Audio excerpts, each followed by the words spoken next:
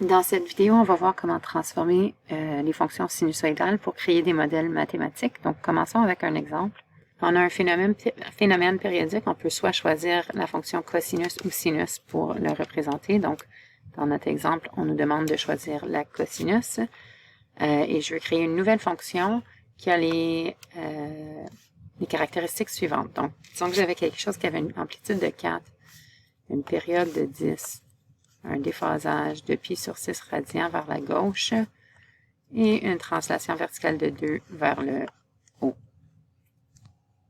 Donc, on se souvient que, comme pour toute fonction, on peut modifier les paramètres suivants pour transformer notre fonction sinusoïdale. Appuie d'abord sur pause pour l'essayer toi-même. Allons voir la solution.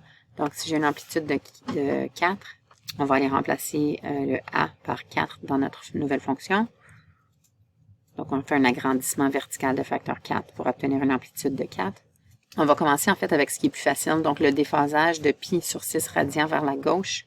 On se souvient que pour aller vers la gauche, on a un plus ici. Donc, ce sera plus pi sur 6 pour notre déphasage. Ensuite, pour la translation vers le haut, on va faire plus 2.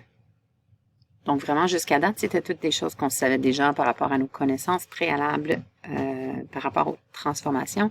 J'ai laissé la période de 10 pour le dernier parce qu'on a une petite étape à faire.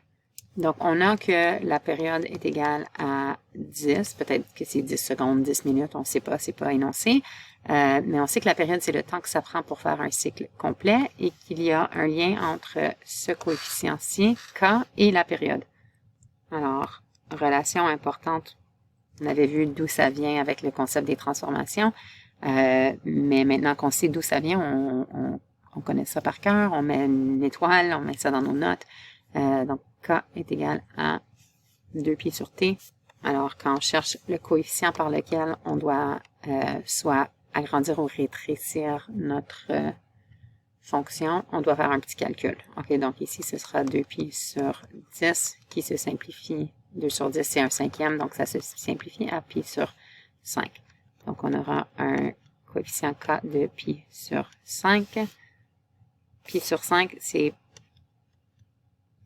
plus petit que 1 et ça se situe en fait entre 0 et 1. Donc, techniquement, on sait que graphiquement, quand on va représenter la fonction, on va voir que on aura fait un agrandissement horizontal. On va faire le graphique en fait dans une deuxième vidéo.